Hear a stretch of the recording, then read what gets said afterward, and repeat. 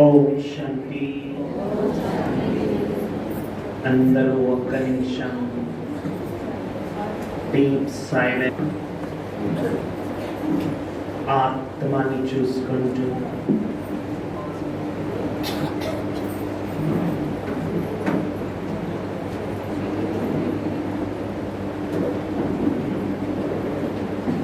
శీతలమైన శాంతి వాయుమండలాన్ని నిర్మిస్తూ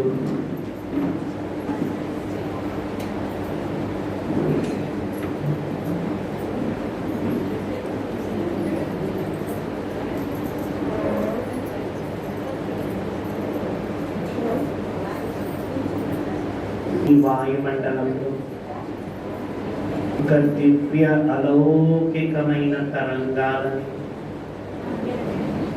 ప్రవహిస్తూ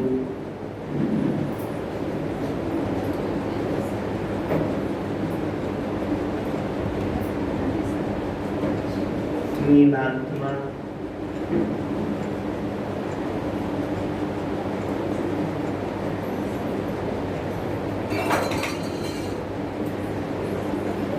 అనంతమైన తండ్రిని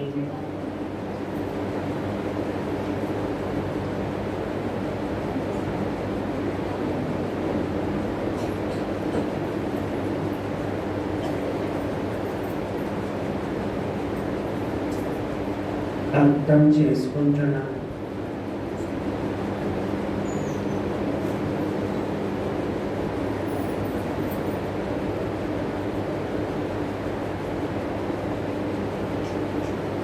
ఈ సృష్టి నాటకముని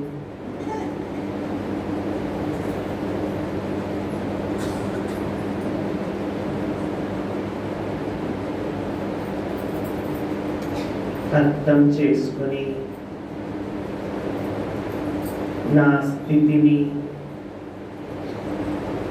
అచలము అడోలము చేసుకుంటూ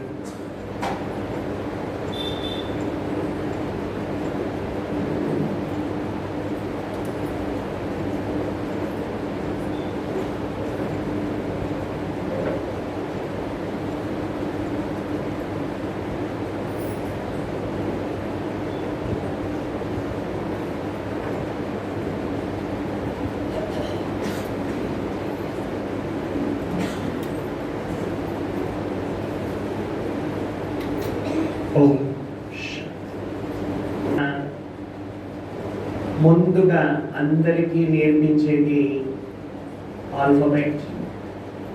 అందులోనూ స్టార్ట్ చేసేదే ABCD. కానీ అక్కడ Z వరకు ఉంటారు.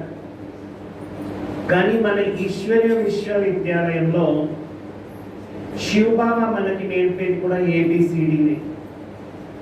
ఈ ABCDలో అన్నీ వచ్చేస్తాయి.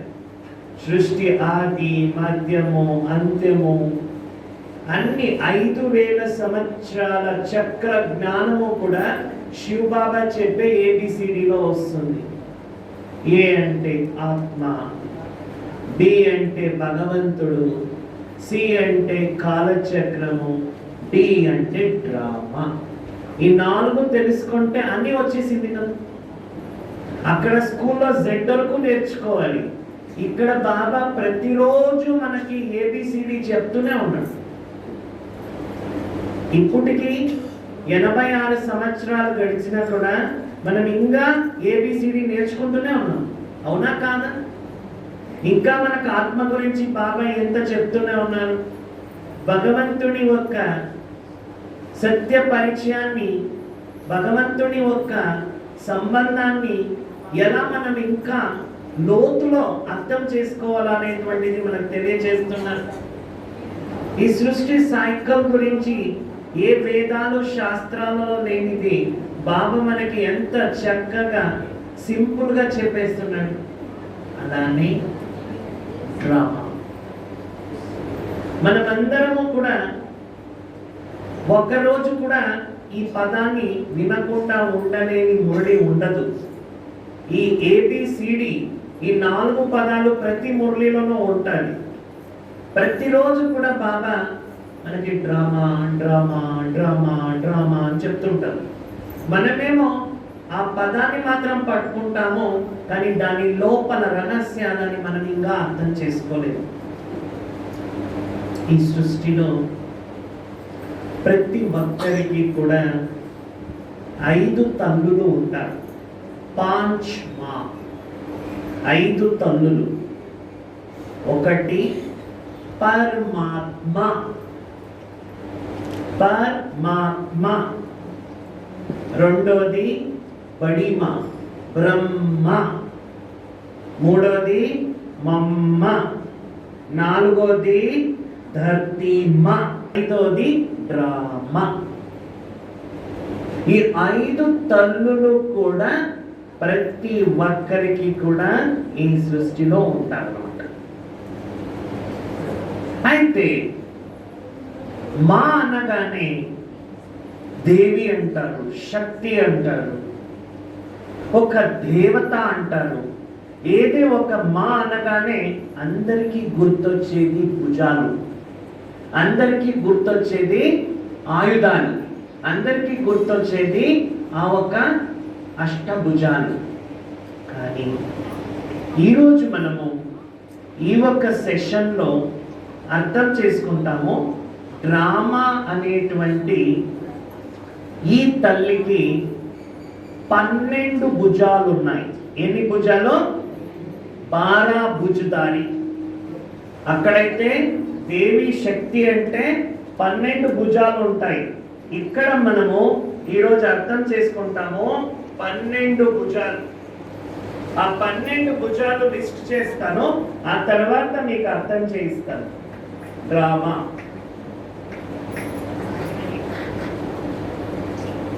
ఒకటి, డ్రామాకి ఫస్ట్ భుజం అంటే ఢాల్ అంటారు.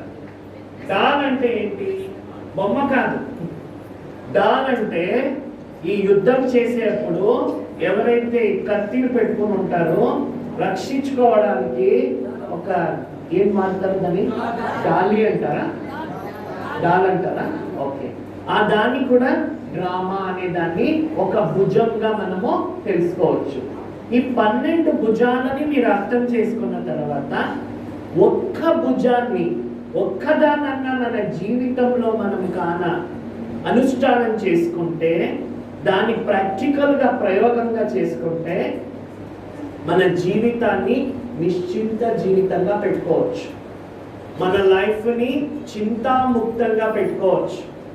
బాబా మనకి చెప్పే ఈ డ్రామా అనే దాంట్లో చాలా గుహ్యమైన, అతీతమైన, అనంతమైన, లోతైన, విస్మయమైన రహస్యాలు ఉంటాయన్నమాట. ఊరికే బాబా డ్రామా అని చెప్పాలన్నమాట. ఈ 12 భుజాలని మీ అందరూ కూడా ముందుగా అర్థం చేసుకోండి. ఒక్కొక్క భుజం గురించి మళ్ళీ తెలుసుకుంటూ మనం ఈరోజు డ్రామా అనేది ఎందుకు బాబా వాడుతున్నారు అనే దాన్ని బాగా క్లారిటీగా అర్థం చేసుకుంటాం. ఒకటోది డాలి, రెండోది డ్రామా అంటే ఖేల్. ఖేల్ అంటే ఏంటి? గేమ్. మూడోది డ్రామా అంటే పట్టాలు.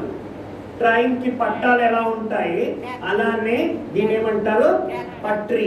ఏమంటారు? ట్రాక్స్. పట్టాలు, ట్రాక్స్. నాలుగో భుజము డ్రామాని మా తల్లి అని కూడా ఒక భుజంగా మనం భావించవచ్చు. ఐదోది డ్రామా అంటే ఒక సీక్రెట్, రహస్యం. ఆరోది ఇవన్నీ కూడా డ్రామాకుండే భుజాలు. ఆరోది ఒక గడియారం.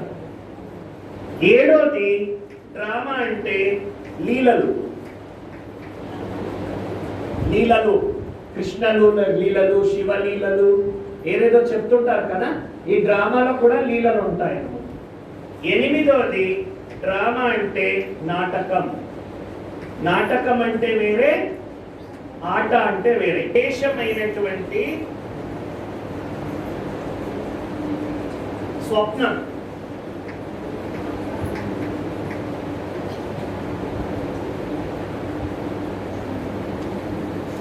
పదోది డ్రామా అంటే కితాబ్, ఒక బుక్. 11వది డ్రామా అంటే ఒక కథ, స్టోరీ. 12వది డ్రామా అంటే ఒక చక్రం, వీల్. ఇన్ని కూడా డ్రామాలో వచ్చే 12 భుజాలు. ముందుగా మీకు భుజాలు ఏమి అనేది అవగాహన అయిపోతే ఒక్కొక్కటి కూడా దానిని మనం అర్థం చేసుకునే ప్రయత్నాన్ని చేయొచ్చు. డ్రామా ఒక మొదటి భుజం ఏంటి? డాలి. రెండోది ఏంటి? ఆట, కేల్. మూడోది ఏంటి? పట్టాలు, ట్రాక్స్. నాలుగోది ఏంటి? మా, తల్లి. ఐదోది ఏంటి? రహస్యం, సీక్రెట్. ఆరోదేంటి? క్లాక్, టిక్ టిక్, గడియారం. ఏడోదేంటి? లీలలు. ఎనిమిదోదేంటి? నాటకం. తొమ్మిదోదేంటి? స్వప్నం. పదోదేంటి? కితాబ్, పుస్తకం. 11 స్టోరీ, కథ.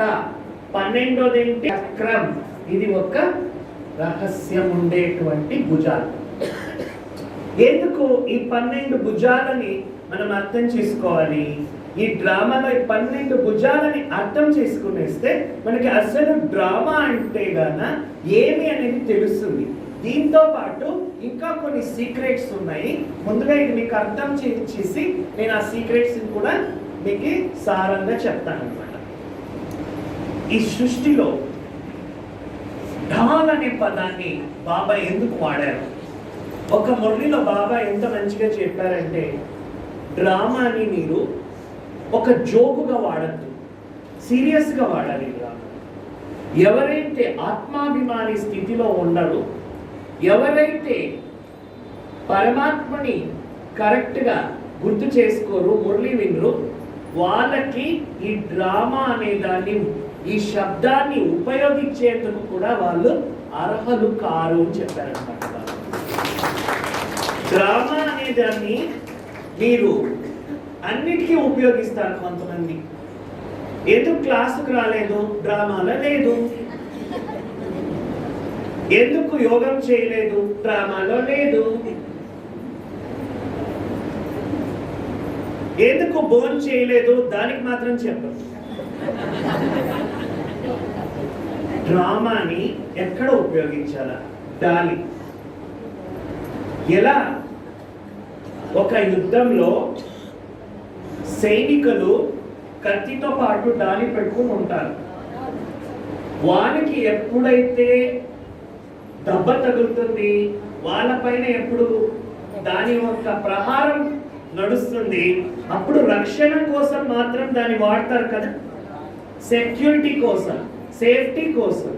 అలానే మన జీవితంలో వెళ్తూ వెళ్తూ మనకి తెలియకుండానే ఎంతో మంది నుంచి మనం ఊహించిన రకంగా మన ముందు కొన్ని పరిస్థితులు వస్తాయి. మనం నమ్మిన వాళ్ళు మనకు మోసం చేస్తారు. కొంతమంది నుంచి అపశబ్దాలు వస్తాయి, కామెంట్స్ వస్తాయి. మనకి తెలియకుండా వేరే వేరే రకాలుగా నిందలు, కొంతమంది అపవాదాలు అన్నీ కూడా మన పైన మోపుతారు, వేస్తారు. ఆ టైంలో డ్రామాని డాలి రూపంలో వాడాలి. అది ఎలా మనకి లోపల గుచ్చుకోరాదు. దానికే కదా దాన్ని సెక్యూరిటీగా యూజ్ చేస్తారు, సేఫ్టీ కవచం అంటారు, షీల్డ్ అంటారు. అలానే ఎక్కడ నేను దాన్ని ఉపయోగించాలి అక్కడే ఉపయోగించాలి. ఎవరైనా నన్ను తిట్టారో ఆ వర్డ్ నాకు లోపలికి వెళ్ళి హర్ట్ క్రియేట్ చేస్తుంది, పెయిన్ క్రియేట్ చేస్తుంది, బాధ కలిగిస్తుంది అంటే అక్కడ నేను డాలిని వాడలేదు. అక్కడ వాడాలి మీరు. అక్కడ దాన్ని ఏం చేయాలి? యూజ్ చేయాలి. ఎక్కడ నాకు సెక్యూరిటీ ఉంటుంది, సేఫ్టీ ఉంటుంది, రక్షణ ఉంటుంది, కవచం రూపంలో వాడాలి. ఇది ఒకటో భుజం. ఈ డ్రామాకి ఉండే 12 భుజాలలో ఒకటో భుజము ఇది వాడాలి. ఇంకా రెండోదంటే కేల్. ఎందుకు ఈ పదాన్ని బాబా యూజ్ చేశారు కేల్ అని? ఈ సృష్టిలో ఏది ఒక ఆట అంటే దానిలో రెండు కూడా ఉంటుంది అని అందరూ తీర్మానం చేసుకుని దాంట్లో పార్టిసిపేట్ చేస్తారు. గెలుపు ఉంటుంది, ఓటము ఉంటుంది. ఈ ఒక్క హార్ జీత్ ఈ రెండు ఉంటుంది అని తెలుసుకునే కదా అందరూ కూడా వెళ్తారు. మనము 10 మంది ప్లేయర్స్ తో ఈ డ్రామాలో మనము ఆట ఆడుతున్నాం. 10 खिलाड़ी 5 వికార్ 5 తత్వ అని బాబా ఒక మూవీలో చెప్పారు. 5 వికారాలు 5 తత్వాలు మీతో గేమ్ ప్లేయర్స్ గా గేమ్ ప్లే చేస్తారు. కలియుగంలో మనము ఎవరితో ఆట ఆడుతున్నామో 5 వికారాలు 5 తత్వాలు. ఈ 5 వికారాలు 5 తత్వాలతో మనము ఒక్క గేమ్ ఆడుతున్నాం. కొన్నప్పుడు మనకి కామం వచ్చేస్తుంది, ఇంకొప్పుడు క్రోధం మన పైన యుద్ధం చేస్తుంది, అప్పుడప్పుడు లోభం యుద్ధం చేస్తుంది, మోహం యుద్ధం చేస్తుంది, అహంకారం యుద్ధం చేస్తుంది. పంచతత్వాలు మన పైన అన్ని రకాల అటాక్ చేస్తుంది, దాడి చేస్తుంది. ఏది ఎలా ఉన్నా కూడా అక్కడ మనం అర్థం చేసుకోవాలి, నేను ఈ ఒక ఆటలో ఉన్నాను, గేమ్ లో ఉన్నాను. మీరు చూసుంటారు చాలా మంది గేమ్ లో ఉన్న వాళ్ళు కొన్ని రఫ్ గేమ్స్ ఉంటాయన్నమాట. కబడ్డీ అంట, ఫుట్బాల్ అంట, ఈ ఒక ఇది ఉంటుంది చూడండి, లాంగ్ జంప్ అంట. క్రికెట్ అన్న కొంచెం సింపుల్, వేరే గేమ్స్ అంతా కూడా కొన్ని రఫ్ గేమ్స్ ఉంటాయి. వాళ్ళు పడుతారు, వాళ్ళకి దెబ్బలు తగులుతాయి, ఫ్రాక్చర్లు అవుతాయి, మనీ వాళ్ళు ఆడతారు, వదులుకోరు. వాళ్ళకి ఏం తగిలినా కూడా వాళ్ళు దాన్ని సీరియస్ గా తీసుకోరు. ఎందుకు? మెంటలీ ప్రిపేర్ అయిపోయి ఉంటారు అనమాట. మైండ్ వాళ్ళకి పూర్తిగా ప్రిపేర్ అయిపోయి ఉంటుంది. ఈ ఒక గేమ్ లో ఇది కామన్ అని. మరి బాబా కూడా మనకి ఏం చెప్తారు, ఈ సృష్టి అనేటువంటి ఈ డ్రామాలో మీరు ఒక ఆట ఆడుతున్నారు, ఒక గేమ్ ఆడుతున్నారు. ఇక్కడ నేను ఈ గేమ్ లో ఎలా గెలవాలనేది మీ యొక్క ఇది ఉండాలా, ధ్యాస ఉండాలా, అటెన్షన్ ఉండాలా. కానీ నాకెందుకు ఈ ప్రాబ్లం వచ్చింది, నాకెందుకు వీళ్ళు ఇలా ప్రాబ్లం చేశారు, వీళ్ళు ఎందుకు నన్ను ఇలా అన్నారు, నాకెందుకు ఈ వికారం ఇంత యుద్ధం చేస్తాంది, ఇది ఎందుకు, అదెందుకు, వై, వాట్, హౌ, ఇవన్నీ క్వశ్చన్స్ వస్తూ ఉంది అంటే మనం లోపల నుంచి డ్రామాని ఏ దృష్టిలో చూస్తున్నాము, డ్రామాని ఏ దృష్టి చూస్తున్నాము, జస్ట్ శబ్దార్థంలో చూస్తున్నాం. బాబా మనకి భావార్థాన్ని అర్థం చేపిస్తున్నారు, గాఢార్థాన్ని అర్థం చేపిస్తున్నారు. బాబా మనకి ఇక్కడ పరమార్థాన్ని అర్థం చేయిస్తున్నారు.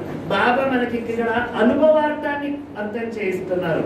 డ్రామా అనే పదాన్ని ఊరికే యూజ్ చేసేది కాదు, ఒక భుజంతో కనెక్ట్ చేసుకోవాలి. అర్థమైంది కదా?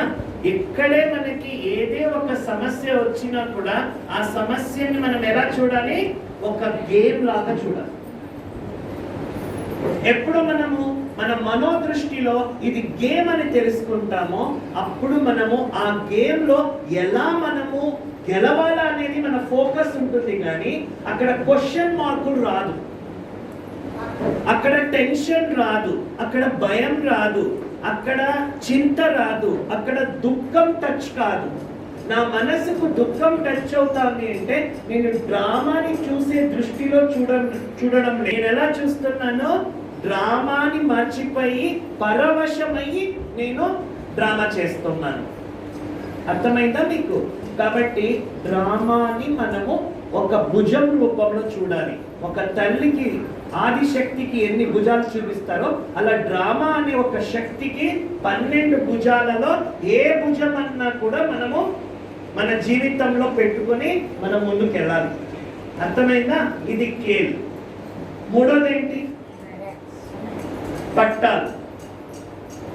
చిక్ బుక్ అని రైలు వెళ్తూనే ఉంటాయి. ఆ పట్టాల పైన వెళ్ళే ట్రైన్ ఎంతో బోగీలు ఉంటాయి. ఒక్కొక్క స్టాప్ లో కూడా ఎంతో మంది ఎక్కుతూ ఉంటారు, దిగుతూ ఉంటారు. మనము అపరిచితంగా ఉన్న వాళ్ళు మనతో కొద్దిగా ఒక 2 గంటల సేపు 4 గంటల సేపు ప్రయాణం చేస్తే అక్కడ వాళ్ళతో స్నేహం బంధం ఏర్పడింది అనుకోండి. అలా వచ్చిందని వాళ్ళ స్టాప్ వచ్చేసిందంటే వాడు దిగకుండా మనతోనే వచ్చేకవుతుందా, లేకపోతే మనం వాడితోనే వెళ్ళేకవుతుందా? అవుతుంది. అక్కడ వాళ్ళు దిగితే కూడా మనకు బాధ కలగదు కదా, అక్కడ వాళ్ళు ఎవరు ఎక్కినా కూడా మనకు బాధ కలగదు. అయితే జీవితం అనేటువంటి ఈ పట్టాలలో మనకి ఎంతో మంది కొత్త కొత్త వాళ్ళు భోగిలో ఎక్కుతూ ఉంటారు. అవునా కాదా? అవునా కాదా? ఇప్పుడు 4-5 సంవత్సరాల వెనక నాకు సుధక్కయ్యకి ఏమీ పరిచయం లేదు, నీకు చాపరాకు నాకు ఏం పరిచయం లేదు. మనమంతా ఒక భోగిలో ఎక్కిస్తాం, ఎక్కడెక్కడెక్కడో ఈ ట్రైన్ పోతూ ఉంది, ఎక్కడెక్కడో ఎక్కాం. మళ్ళీ ఇక్కడ వచ్చిన తర్వాత వరంగయ్య భోగిలో ఎక్కాను, ఆ భోగిలో నేను ఎక్కాను. ఇప్పుడు మళ్ళీ మన అక్కయ్య ఈ భోగిలో వచ్చారు, ఇప్పుడు ఆ అక్కయ్య భోగిలో వెళ్ళాలి. ఇలా వెరైటీ భోగిలో ఎక్కుతూ పోతాము, నడుస్తూ పోతాము. మనం ఎక్కడ దిగిపోతామో తెలియదు, మనకు తెలియదు ఎక్కడ దిగిపోతాము అని. కొంతమంది रूट करके बोगी चेंज हो सकता है, लेकिन जर्नी से तो कट नहीं हो सकता है. जर्नी నుంచి తప్పించుకోరు. కొంతమంది ట్రైన్ వదిలేసి ఇంకొక ట్రైన్ పట్టుకోవచ్చు, అంటే ఆత్మ శరీరం వదిలేసి ఇంకెక్కడో వెళ్ళిపోవచ్చు. కానీ అక్సెప్ట్ చేయాలా కదా. చాలా మంది శరీరధారులు వాళ్ళతో పాత్రం చేస్తూ ఉంటూ ఎక్కడన్నా వదిలి వెళ్ళిపోయేగానా వాళ్ళు వెళ్ళిపోయారు అనేటువంటి ఎన్ని సంవత్సరాలైనా మరవరు. వాళ్ళు అదే గుర్తు చేసుకుంటారు, వీళ్ళు నన్ను వదిలి వెళ్ళేశారు, వీళ్ళు నన్ను వదిలి వెళ్ళిపోయారు. వీళ్ళు చూడండి, మనం చూస్తూనే ఒక 3 years లో ఎన్ని చేంజెస్ వచ్చేసింది. గుల్జార్ దాని వెళ్ళిపోయారు, జానకి దాని వెళ్ళిపోయారు, మన ముందు చూస్తేనే రమేష్ బాయ్ వెళ్ళిపోయారు. ఎంతమంది వెళ్ళిపోయారు కదా మనకు తెలిసినట్లు. నిన్న మొన్న చూసినట్లుంది, ఎన్ని చేంజెస్ వచ్చేసింది. కానీ దీన్ని అక్సెప్ట్ చేయాలి. ఇది అక్సెప్ట్ చేస్తే నాలెడ్జ్, ఇది అక్సెప్ట్ చేయకపోతే నాలెడ్జ్ కాదు. ఇక్కడ మనకి బాబా ఈ డ్రామా నాలెడ్జ్ ఎందుకు ఇచ్చారంటే మన స్థితిని అచలంగా పెట్టుకోవడం కోసం, అడోలంగా పెట్టుకోవడం కోసం. లోపల ఒక్క సంకల్పం కూడా రాకూడదు. ఎందుకు, ఎలా, ఎందుకు ఇలా అవుతాంది, వీళ్ళు ఎందుకు ఇలా చేస్తున్నారు, వాళ్ళు ఎందుకు ఇలా మాట్లాడుతున్నారు, వీళ్ళు ఎందుకు నన్ను వదిలి వెళ్ళిపోయారు, వాళ్ళు ఎందుకు ఇంత భిన్న వెళ్ళిపోయారు. ఒక క్వశ్చన్ వచ్చింది అంటే కూడా మనము డ్రామాని ఇంకా అర్థం చేసుకునే దాంట్లో మనము పరిపక్వం కాలేదు. డ్రామా అనే శబ్దాన్ని పెట్టుకున్నాం కానీ డ్రామాని మన జీవితంలో ఉపయోగించలేదు. ఒక మెడిసిన్, ఒక జబ్బు వచ్చినప్పుడు వేసుకునేది వేరే, ముందు పెట్టుకుని దాన్ని పేరు చదవడం వేరే. అవునా? ఇప్పుడు అందరికీ కూడా ఒక మెడిసిన్ పేరు బాగా తెలుసు, నేషనల్ టాబ్లెట్. కరోనా వచ్చిన తర్వాత ఏదది చూసావా? డోలో 650. ఎవరికి ఇప్పుడు జ్వరం వస్తే ముందు డోలో అనే పేరు ఉంటుంది. ఇప్పుడు ఇంటర్నేషనల్ లెవెల్లో దాని సేల్స్ ఎక్కువైపోయిందంట ఈ ఒక కరోనా టైంలో. డోలో 650, డోలో 650, డోలో 650 అని. నాకు జ్వరం ఉంది అయితే నేను దాన్ని చదువుతూ ఉన్నాను, చూస్తూ ఉన్నాను, అంటే నాకు జ్వరం వెళ్ళిపోతుందా? వేసుకోవాలా కదా. మరి డ్రామా అని ఇలా చెప్తూ ఉంటే కన్నా మన ప్రాబ్లం సాల్వ్ అవుతుందా? నేను డ్రామాని ఉపయోగించానంటే లోపల నా స్థితి పరిపక్వంగా ఉండాలి. ఒక్క క్వశ్చన్ కూడా లోపల క్రియేట్ కాకూడదు. నా మనసు అప్సెట్ కారాదు, నా ప్రశాంతత తగ్గిపోరాదు, స్థిరత ఉండాలి, స్టేబుల్ ఉండాలి, నెగిటివ్ ఉండరాదు. అప్పుడు నేను ఉపయోగించాను. మరి యోచన చేయండి, ఈ డ్రామాలో ఈ పట్టాలలో మనం వెళ్తుండగా కొత్త వాళ్ళు వస్తుంటారు, పాత వాళ్ళు వెళ్తుంటారు. మీరంతా వినుండొచ్చు, ఎప్పుడైతే గుల్జార్ దాది దేవం వదిలారో అప్పుడు ఒక సందేశంలో బాబా చెప్పారనమాట. సందేశిపై బాబా మంచి వాళ్ళంతా కూడా వదిలి వెళ్ళిపోతున్నారంటే బాబా ఎంత బాగా చెప్పారంటే ఇంకా మంచి వాళ్ళు వస్తారులే, ఎందుకు యోచన చేస్తారు అంటే అక్కడ బాబా నెగిటివ్ రావడానికి ఒక్క ఆస్పదాన్ని కూడా ఇవ్వలేదు, అవకాశం కూడా ఇవ్వలేదు. ఈరోజు వీళ్ళు ఉన్నారు, రేపు వాళ్ళు లేదు అంటే అక్కడ ఏమో అయిపోయింది అని మనం అనుకుంటాం, కానీ బాబా ఏమంటాడు ఇంకా ఏదో మంచిది అవుతుంది అంటాడు. అది డ్రామా. ఈ డ్రామాని అర్థం చేసుకుంటే ఎంజాయ్ చేస్తాం, ఈ డ్రామాని అర్థం చేసుకోవాలంటే బాధపడతాం. ఇక్కడ బాధపడుతున్నామంటే మనకు డ్రామా అనేది ఇంకా అర్థం కాలేదు. ఎంజాయ్ చేస్తున్నామంటే ఈ డ్రామాలో మనము బాగా మన ఆత్మ దానిని అవగాహన చేసుకుంది అన్నమాట. మా తల్లి ఈ సృష్టిలో అందరూ కూడా నమ్మాలా అంటే ఇప్పటికీ కూడా కలియుగ ఘోర కలియుగంలో కూడా అన్ని సంబంధాలలో ఇంకా కూడా కొద్దిగా గౌరవం ఇచ్చేటువంటి సంబంధం అంటే మా తల్లి స్థానం. కలియుగంలో ఏమేమో నడుస్తుంది, అది వేరే మాట, కానీ ఇంకా దానికి కొద్దిగా విలువ అనేది ఉంది అంటే మా. ఎప్పుడన్నా ఒక బిడ్డ తనతో పాటు వెళ్తూ ఉండగా ఒక తుఫాన్ వచ్చింది అనుకోండి, అప్పుడు సడన్ గా తల్లి ఏం చేస్తుంది, ఆ బిడ్డని తన ఒడిలో తీసుకొని తన ఒక చెరుగుని ఇలా మూసి ప్రొటెక్ట్ చేస్తుంది. మరి డ్రామా అనేది అని బాబా ఎప్పుడు చెప్తుంటారు, ఓ మా హే మా. మా అన్నాక ఎప్పుడు మా అనేవారు వాళ్ళ పిల్లల పరంగా ఎప్పుడు కూడా రాంగ్ గా యోచన చేయలేరు. మరి మనం ఎలా తీసుకోవాలి ఈ ఒక్క సన్నివేశంలో అంటే మీకు ఒక టెక్నిక్ చూపిస్తాను, దాన్ని మీరు అమలు చేయండి. ఒక సింపుల్ ఎగ్జాంపుల్ ఇస్తాను. ఒక ట్రాఫిక్ ఏరియాలో ఒక అపార్ట్మెంట్ ఉంటుంది. ఆ అపార్ట్మెంట్లో ఒక కపుల్ ఉంటారు, అంటే భార్య భర్త ఉంటారు. వాళ్ళకి ఒక చిన్న బాబు ఉంటాడు, ఒక 4 సంవత్సరాలు 5 సంవత్సరాల బాబు. వాడు కొద్దిగా ఇంట్లో నుంచి కిందికి దిగి రోడ్లో ఆటలాడుకుంటాడు. అక్కడ ట్రాఫిక్ ఉంటుంది, వాడికి ఏదో ఒకటి కనపడుతుంది, అక్కడ చాక్లెట్ ఏదో కనపడుతుంది, అది తీసుకోవాలని ఆ రోడ్డు దాటాలని వెళుతాడు. ఆ వెహికల్స్ రాగానే భయపడి వెనక్కి వచ్చేస్తాడు. ఒకసారి పోతాడు, వెనక్కి వస్తాడు, రెండోసారి పోతాడు, వెనక్కి వస్తాడు. అక్కడ వాడికి భయం, నేను వెళ్తున్నాను, ఈ ట్రాఫిక్ లో నేను మాట్లాడుకున్నానంటే యాక్సిడెంట్ అవుతుందని వాడు భయపడతాడు. మళ్ళీ సాయంత్రం వాళ్ళ అమ్మ నాన్న వాకింగ్ తీసుకొని వెళ్ళడానికి వాళ్ళిద్దరు కూడా వాడితో పాటు ఉంటారు. వాడు ఒక చెయ్యి వాళ్ళ అమ్మకి పెట్టుకుంటాడు, ఇంకొక చెయ్యి వాళ్ళ నాన్నకి పెట్టుకుంటాడు. ఆ ట్రాఫిక్ దాటే అప్పుడు వాడు ట్రాఫిక్ భయపడు, ట్రాఫిక్ ఏమవుతుంది భయపడు, వీళ్ళిద్దరు చేతులు పట్టుకున్నాడు కాబట్టి ఉయ్యలాగుతూ అటు క్రాస్ చేసేస్తాడు. అలా మనం కూడా ఈ ఒక్క కలియుగంలో మనకి పరిస్థితులు అనే ట్రాఫిక్ ఎక్కువ ఉంది. ఈ ట్రాఫిక్ ని మనము దాటాలంటే మన అమ్మ నాన్న చేతులు పెట్టుకోవాలి. మన అమ్మ డ్రామా, మన నాన్న శివ బాబా, వీళ్ళిద్దరు చేతులు పెట్టుకుంటూ వా బాబా వా, వా డ్రామా వా, వా రే వా అంటూ మనం కూడా ముందుకు వెళ్ళిపోవాలి. ఎక్కడ కూడా మాట్లాడుకోరాదు. ఓకే, ఇప్పుడు అందరూ మీ 2 చేతులు పట్టుకోండి. మీ కుడి చెయ్యి శివ బాబా పట్టుకోండి, కుడి చెయ్యి. ఓకే, మీ ఎడం చెయ్యి డ్రామా. మీ ముందు ఒక పరిస్థితి వచ్చింది, కళ్ళు మూసుకోండి. ఏదో పరిస్థితి గుర్తు చేసుకోండి. ఎవరో మీకు ఎప్పుడు కూడా ప్రాబ్లం ఇచ్చేవాళ్ళు, వ్యక్తి ఉండొచ్చు, వస్తువు ఉండొచ్చు, యుద్ధం ఉండొచ్చు, కరోనా ఉండొచ్చు, బిజినెస్ ఉండొచ్చు, శరీరం అనారోగ్యం ఉండొచ్చు, వాట్ ఎవర్ మేబీ. ఎవరెవరికి ఏముందో నాకు తెలుసు. ఓకే, ఇప్పుడు మీరు చేయి పట్టుకున్నారు. ఇప్పుడు బాబా చేయి మీరు పట్టుకుని ఉన్నారు, డ్రామా చేయి మీరు పట్టుకుని ఉన్నారు. ఒక చంటి బాబులాగా బాబా డ్రామా తల్లి చేతిలో మీరు ఉన్నారు. మీకు డ్రామా కళ్యాణకారి, మహాన్ కళ్యాణకారి. ఇప్పుడు అందరూ నాతో పాటు చేయండి, వా బాబా వా,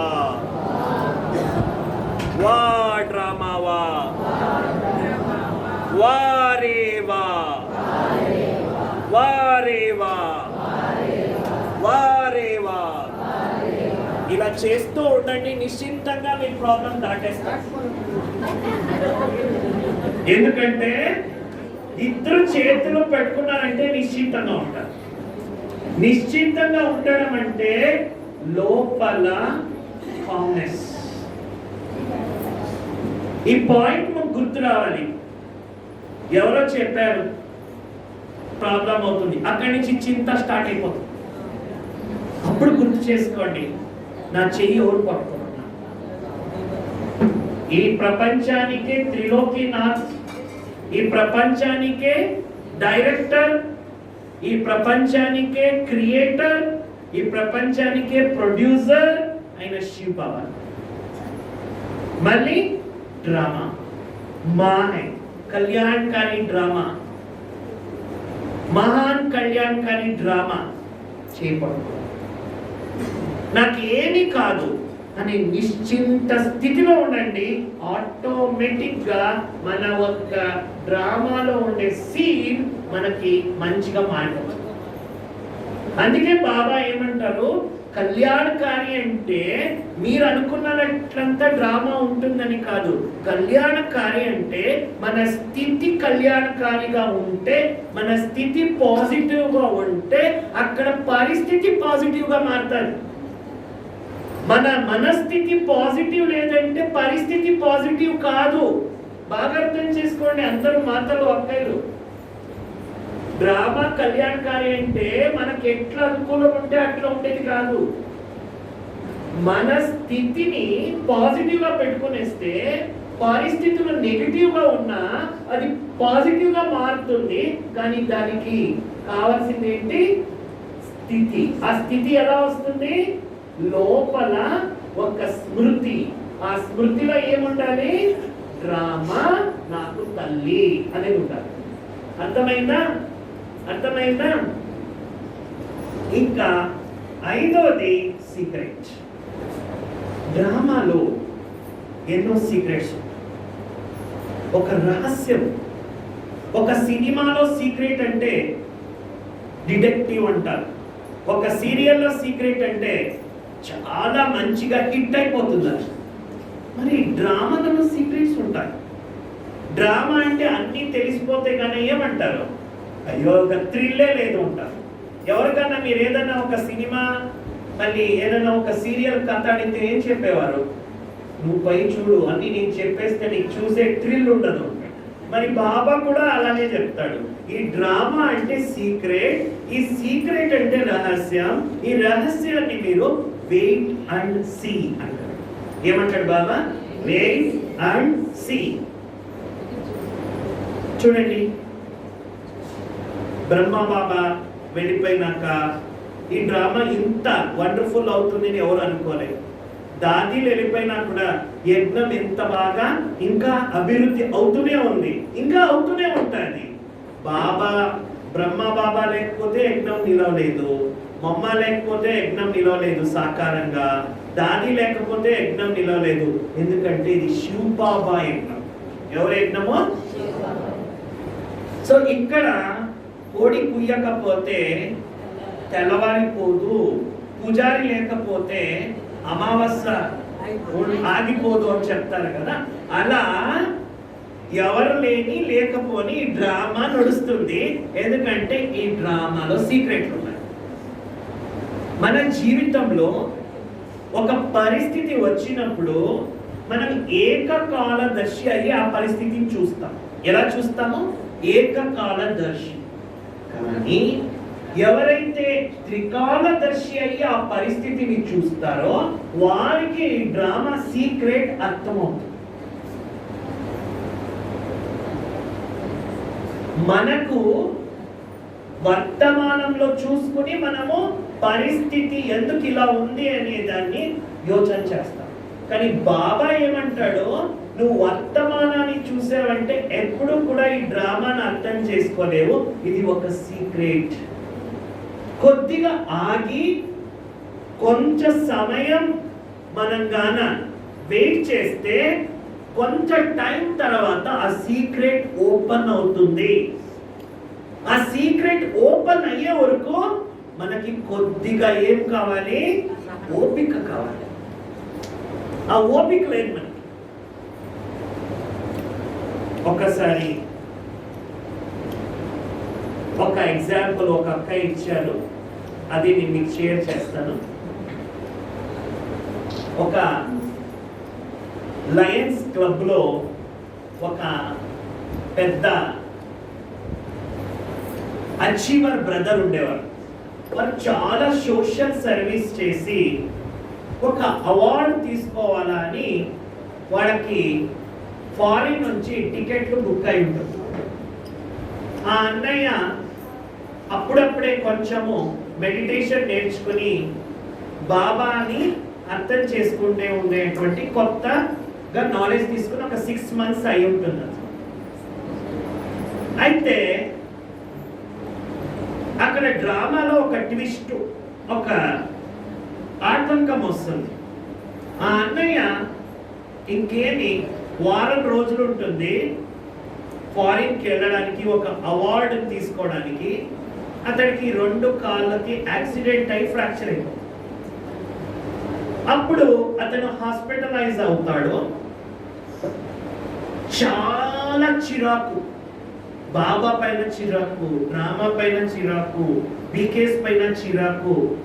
ఎవరిని చూసినా కూడా అతనికి ఒక రకమైన ఉద్వేగము, ఒక రకమైనటువంటి టెన్షన్ స్టార్ట్ అయిపోతుంది.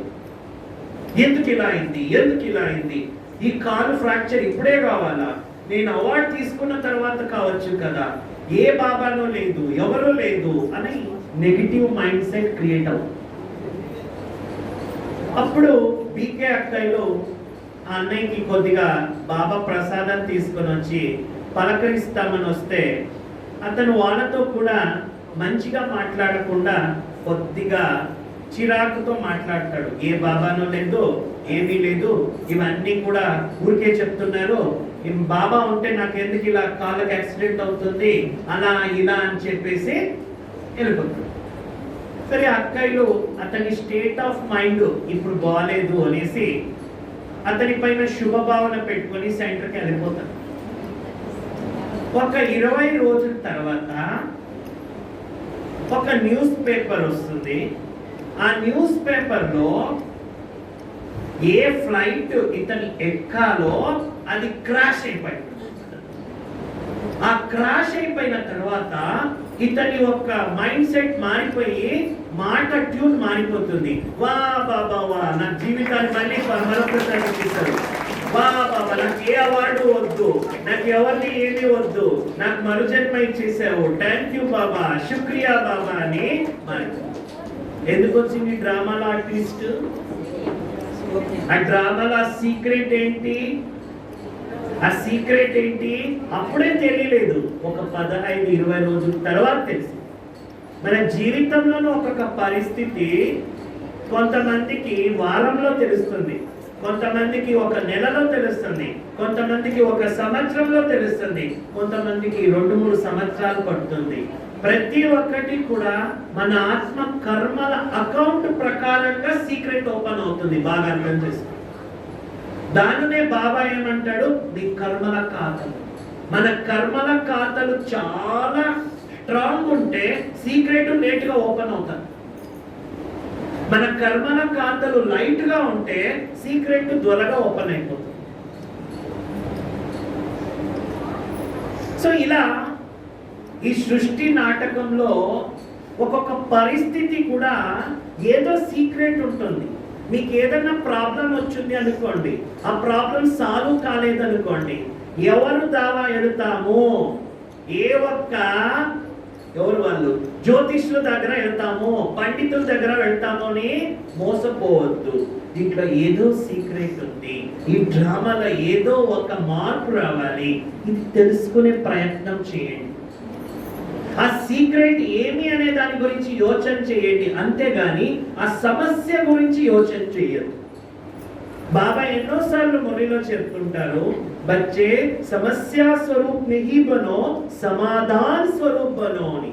ఎందుకు సమాధాన స్వరూపం అవ్వమంటే మనకు డ్రామా ఒక వెరైటీ రూపాలని మనం గుర్తు చేసుకో, పాయింట్స్ బాగా ఉంటాం, కానీ దాని జీవితంలో మనము ప్రయోగంగా పెట్టుకోము. మరి ఏదే సమస్య వచ్చినా కూడా మీరు డ్రామాని ఇంకొక భుజంలో కూడా తీసుకోవచ్చు, ఒక సీక్రెట్ రహస్యం తీరుతుంది. అవునా కాదా? నీకు మరొక కథ కూడా తెలుసుంటుంది, కొంతమందికి తెలుసుంటుంది, కొంతమందికి తెలియదు. తెలియని వాళ్ళు తెలుసుకుంటే మీకు ఒక ఆనందం ఫీల్ అవుతుంది.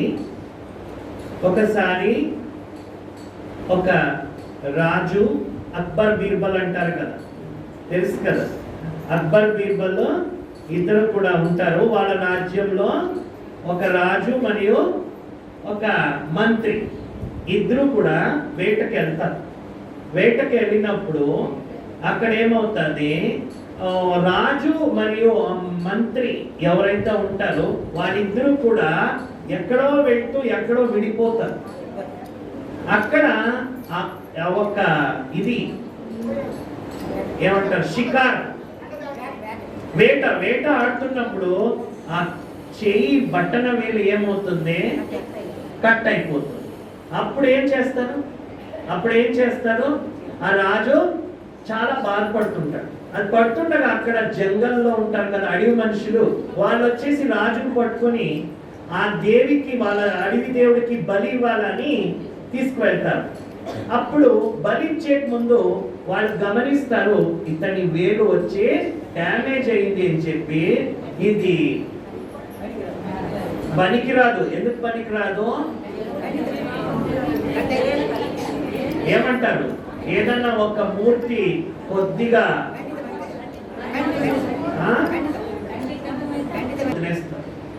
అప్పుడు అతను రాజ్యానికి వస్తాడు, మంత్రితో చెప్తాడు అయిన విషయం, చాలా మంచిదైంది అంటాడు. ఎందుకు చాలా మంచిదైంది, నీ కోపము వచ్చేసి జైల్లో వేసేస్తాడు. జైల్లో వేసిన తర్వాత నువ్వు నాకు ఆన్సర్ చెప్పు ఎందుకు మంచిది అని చెప్తే, ఒకవేళ నీతో పాటు నేను గాన ఉండుంటే గాన నన్ను వాళ్ళు తీసుకుని పోయి బలి చేసేవాళ్ళు, కాబట్టి నీకు ఏలు కట్టయింది మంచిదైంది, నేను నీతో లేకపోవడము మంచిదైంది. ఇలా సీక్రెట్ డ్రామాలో సీక్రెట్ ఉంటుంది అన్నమాట. మనం ఏం చేస్తాము, ఒకే దృష్టిలో చూస్తాం, ఇదెందుకు. కానీ మనం ఎత్తుక్కుంటూ పోతే ఎక్కడో ఒక పక్క మనకు ఆ డ్రామాలో ఉండే సీక్రెట్ ఓపెన్ అవుతుంది. దానికి ఏం కావాలి, మన మైండ్ చాలా కామ్నెస్ గా ఉండాలి, మన మైండ్ నిస్సంకల్పంగా ఉండాలి, మన మైండ్ చాలా ఏకాగ్రతలో ఉండాలి. ఎప్పుడు మన మనసు ఏకాగ్రతతో ఉంటూ త్రికాలదర్శి అయి చూస్తామో అప్పుడు డ్రామా రహస్యం మనకి అర్థమవుతుంది. అలానే డ్రామాని బాబా ఏమంటాడు, ఇది ఒక క్లాక్ అంటాడు. క్లాక్ అంటే ఏంటి, గడియారంలో ఎప్పుడు కూడా ఏది నడిచినా కూడా గడియారంలో ఒకటి మాత్రం యాక్యురేట్ గా నడుస్తుంది, టిక్ టిక్ టిక్ టిక్. ఎన్ని రకాల ఈ సృష్టిలో డ్రామాలో ఎన్ని రకాల సీన్స్ వచ్చినా కూడా టిక్ టిక్ అనేది మాత్రం యాక్యురేట్ గా నడుస్తుంది. 5000 సంవత్సరాలలో యాక్యురేట్ గా ఉండేది ఏంటి, టిక్ టిక్ గడియారం. అవునా కాదా? మరి మనం కూడా ఒకసారి యోచన చేయాలి. బాబా ఎప్పుడు చెప్తుంటాడు, మీరు అక్కడక్కడ స్ట్రాంగ్ పురుషార్థం చేస్తారు, ఆగిపోతారు. అక్కడక్కడ మీరు చాలా మంచిగా మీ యొక్క పరివర్తన చేసుకుంటుంటారు, ఎక్కడో ఆగిపోతారు. ఎందుకంటే మీరు టిక్ టిక్ డ్రామాని అర్థం చేసుకోండి. ఎప్పుడు డ్రామా టిక్ టిక్ గా ఉండేదాన్ని మనం అర్థం చేసుకుంటామో అప్పుడు మన పురుషార్థంలో, మన బ్రహ్మచర్యంలో, మన పవిత్రతలో, మన ఒక్క ఈశ్వర్య జీవితంలో మనం కూడా కరెక్ట్ గా నడవగలుగుతాం. ఒక టిక్ టిక్ టిక్ టిక్ అని వెళుతుండేటువంటి డ్రామా ఎంత కరెక్ట్ ఉంది, నా ఒక్క బ్రాహ్మణ జీవితము ఆ టిక్ టిక్ తో పాటు నడవాలి. డ్రామా మనకి ఆ రకంగా మనకి ఒక అవకాశం ఇచ్చింది. డ్రామాతో పాటు మనం నడిస్తే మనము మన ఒక్క గమ్యం, మన ఒక్క ఏదైతే గోల్ ఉంటుంది దాన్ని సాధిస్తాం. కానీ ఆ గోల్ మర్చిపోయామనుకోండి, ఆ టిక్ టిక్ గడియారం నుంచి బయటకు వచ్చేస్తాం. బాబా ఎప్పుడూ చెప్తుంటారు, మీరు ఈ డ్రామాని ఏ రకంగా అర్థం చేసుకుంటారో అప్పుడే నిశ్చింతంగా ఉండగలుగుతారు, అచలంగా ఉండగలుగుతారు, అడోలంగా ఉండగలుగుతారు. ఒక స్థిరత, ఒక రకమైనటువంటి స్టేబుల్ మనకు రావాలంటే డ్రామాని వెరైటీ రూపాలలో అర్థం చేసుకోవాలి. అలానే డ్రామా మనకి ఇంకొకటి ఏ రూపంలో ఉంది అంటే లీలలు. ఈ సృష్టిలో పరిస్థితులు అలా ఎందుకు అనుకోవాలి? ఇది కూడా పరమాత్మని లీలలను ఎందుకు అనుకుంటున్నాం? ये सब लीला है. కృష్ణ లీలలు ఉంటారు. అందుకే కృష్ణునికి లీలా పురుషోత్తం అంటారు, రాముడికి మర్యాద పురుషోత్తం అంటారు. కృష్ణుడు చిన్న బిడ్డగా ఉన్నప్పుడే ఒక రాక్షసి వస్తుంది, చూపిస్తారు కదా పూతన ఎవరు. ఆ రాక్షసి వచ్చినప్పుడు కృష్ణుడు అంత చిన్న బిడ్డగా ఉన్నప్పుడు కూడా వాడికి తెలుసు కదా అది వస్తుంది అని తెలుసు కదా, కానీ ఆ లీలను చూపించి ఒక ఎంటర్టైన్మెంట్ తీసుకొస్తారు. ఒక సినిమా, ఒక డ్రామా, ఒక రకమైనటువంటి ఏదే ఒక కథలలో తీసుకొస్తారు, ఒక ఎంటర్టైన్మెంట్ మనోరంజన తీసుకొస్తారు. మనం కూడా ఈ డ్రామాని లీలలుగా చూడాలి. బ్రహ్మ బాబా ఉన్నప్పుడు యజ్ఞంలో ఉన్న లీలలే వేరే, ప్రకాశ్మణి దాది ఉన్నప్పుడు యజ్ఞంలో ఉన్న లీలలే వేరే, జానకి దాది టైంలో లీలలే వేరే, ఇప్పుడు రతన్మోహిని దాది టైంలో ఉండే లీలలే వేరే. ముందు ముందు ఇంకా ఎన్నో లీలలు వస్తాయి. ఒక్కొక్క సీన్ మారుతూ ఉంటుంది. అది లీలలుగా భావించాలి. ఎందుకు ఇలా ఉంది, వాళ్ళు ఎందుకు ఇలా చేస్తున్నారు, వీళ్ళు ఎందుకు ఇలా చేస్తున్నారు అని మనకి ఎందుకు అనిపిస్తుందంటే దీనిని పరమాత్ముని లీలలని మనం చూడము. ఎప్పుడు మనం భగవంతుని లీలలోని డ్రామాని చూసి స్టార్ట్ అవుతామో అప్పుడు దాని ప్రభావం మన పైన పడదు. ఆ పరిస్థితి ప్రభావం మన పైన పడకుండా ఉండాలంటే ఇది పరమాత్ముని లీలలనే రకంగా డ్రామాని చూడాలి. అప్పుడు మనం అన్ఎఫెక్టెడ్, అన్టచ్డ్, ఏ పరిస్థితి ప్రభావం మన పైన పడదు. ఎప్పుడో బాబా మనకు చెప్పేశాడు, बच्चे ये 5000 वर्ष का खेल, ये दुख सुख का खेल, ये दर्दनाक सीन देखने का खेल అని చెప్పాడా లేదా? खून की नदियां भी बहेगा, घी की नदियां भी बहेगा చెప్పాడా లేదా డ్రామాలో? రక్త నదులు కూడా ఇక్కడే ప్రవహిస్తాయి, ఇక్కడే పాలు నదులు కూడా చూస్తారు మీరు. మరి ఇవన్నీ కూడా మీకు చూస్తారంటే ముందుగానే చెప్పారు. ఒక్కొక్క మురళిలో కూడా బాబా ఈ సృష్టిలో ముందు వచ్చే లీలల గురించి ఎప్పుడో చెప్పారు. ఇప్పుడు బాబా చెప్తుండేది ఏదైతే 86 years బ్యాక్, అప్పట్లోనే 14 సంవత్సరాల తపస్య అనంతరం ఎప్పుడైతే కల్పవృక్షం ఒక చిత్రాన్ని క్రియేట్ చేశారు. ఎన్ని సంవత్సరాలు అయిండొచ్చు కల్పవృక్షం చేసి? ఒక 70 సంవత్సరాలు అనుకోవచ్చు కదా. ఒక 70 సంవత్సరాలు ఉండదా కల్పవృక్షాన్ని ఆ ఒక చిత్రాన్ని చేసి ఉండేది? 14 సంవత్సరాల తపస్య అనంతరమే కదా సర్వీస్ లో అందరూ కూడా ఫాస్ట్ వెళ్ళారు. మరి 70 సంవత్సరాల వెనక ఎలా తెలుసు రష్యాకి అమెరికాకి ఎందుకు చూపించారు? దానిపైన వాళ్ళిద్దరినీ యుద్ధం ఎందుకు చూపించారు? కల్పవృక్షంలో ఎంత పర్ఫెక్ట్ ఉంది చూడండి.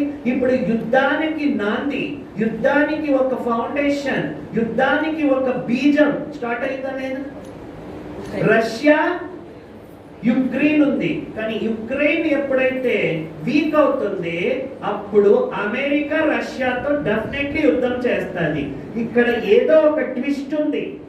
సీక్రెట్ అన్నాను కదా, ఆ సీక్రెట్ ఉంది కాబట్టి ఇక్కడ యుద్ధం స్టార్ట్ అయింది.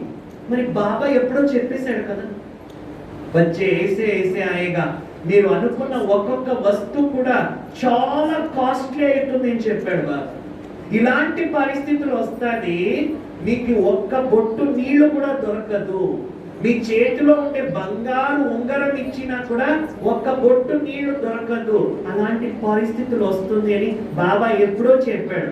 అన్ని పక్కల యుద్ధాలు స్టార్ట్ అయిపోతే ఇంపోర్ట్ ఎక్స్పోర్ట్ ఆగిపోతుంది కదా,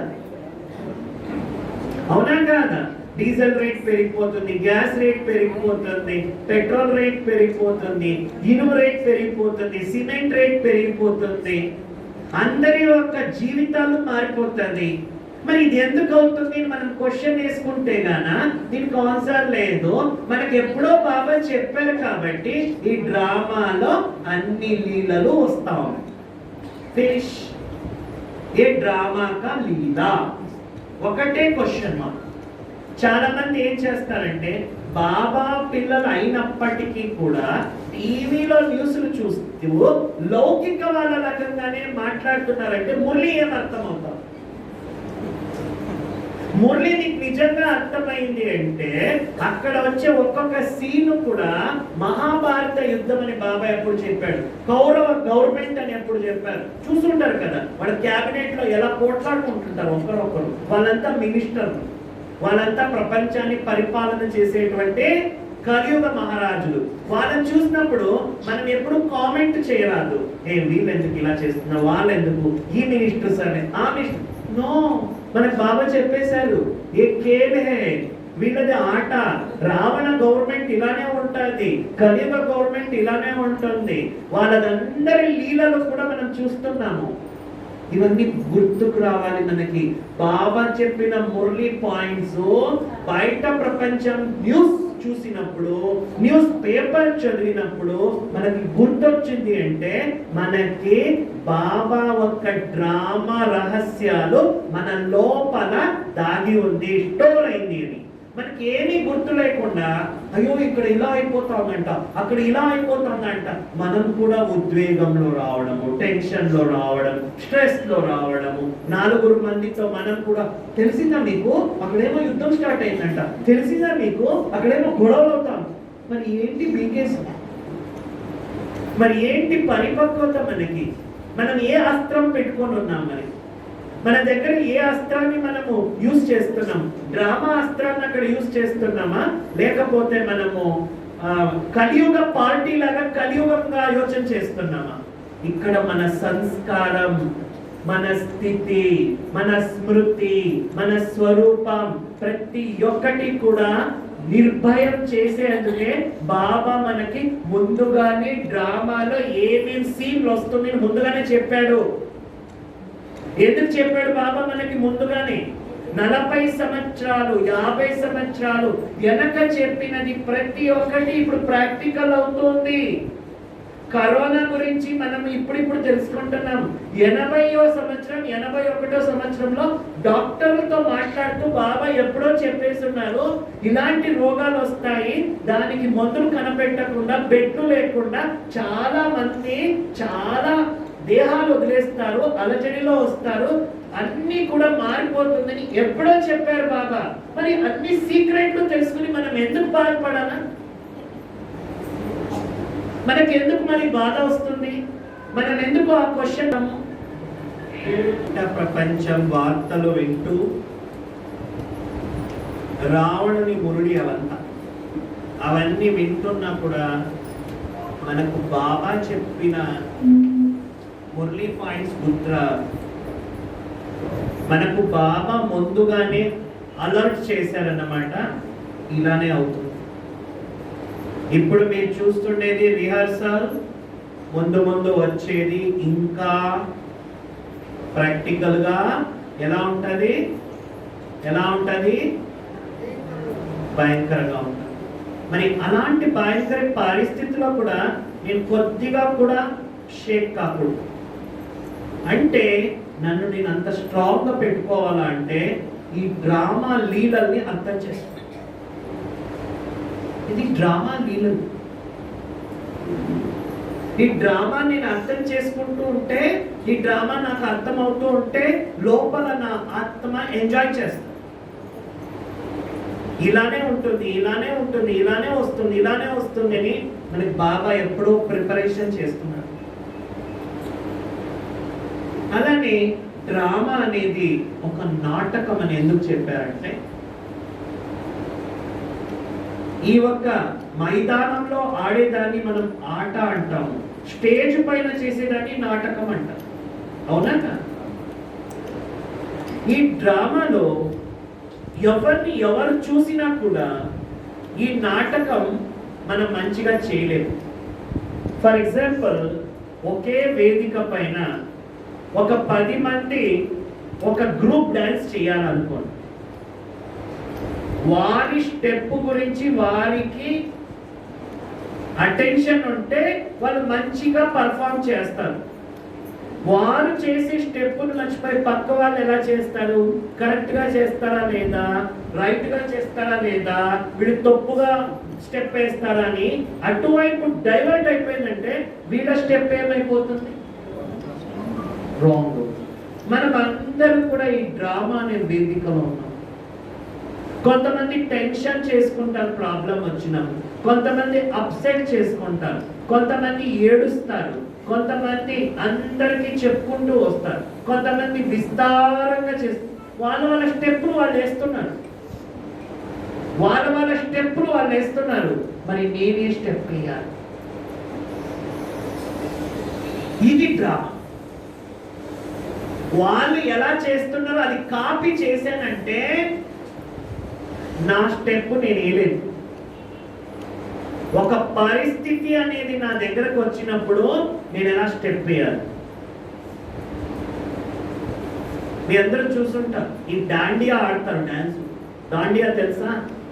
ఈ కోలాట్లు పెట్టుకుని ఆడుతుంటారు కదా, అందరూ రాజ్ అంటారు కదా. అది ఒకరు ఇలా పెడితే ఇంకొకరు వాళ్ళకి ఇలా పెడతారు. అందరూ ఇలా పెట్టారంటే యుద్ధం అయిపోతున్నారు.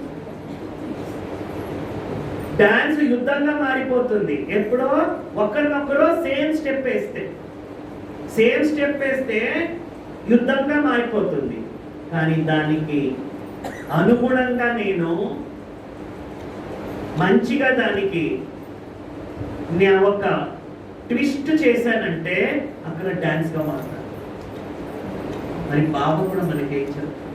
ఈ నాటకం ఎవరి స్థానాన్ని ఎవరు కూడా నిందించలేరు, ఎవరి పాత్రని ఎవరు కూడా అభినయించలేరు. అంత పర్ఫెక్ట్ డ్రామా ఇది.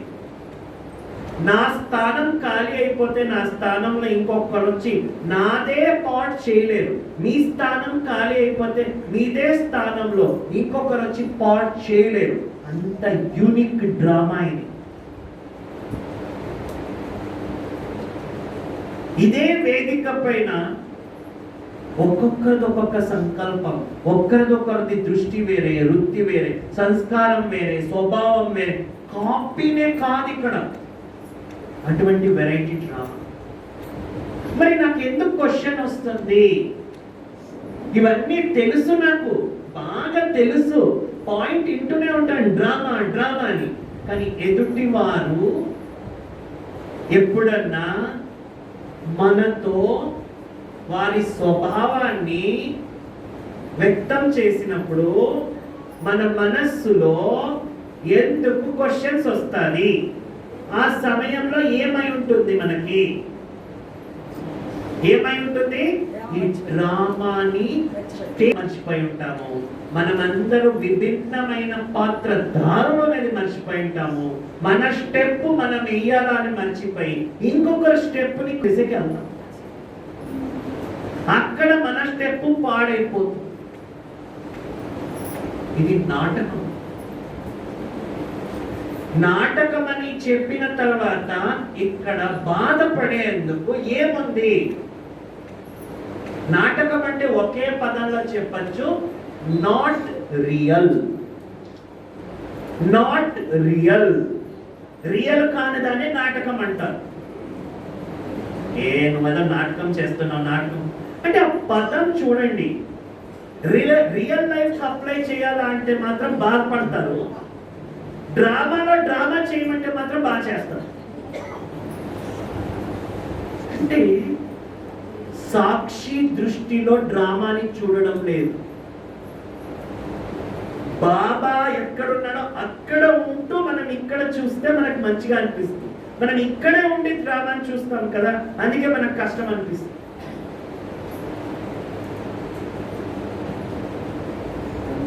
ఒకరు చాలా బాగా ఒక ఆర్టిస్ట్, బీకే ఆర్టిస్ట్ ఒక చిత్రం వేశారు. అది చాలా మంచిగా అనిపించింది.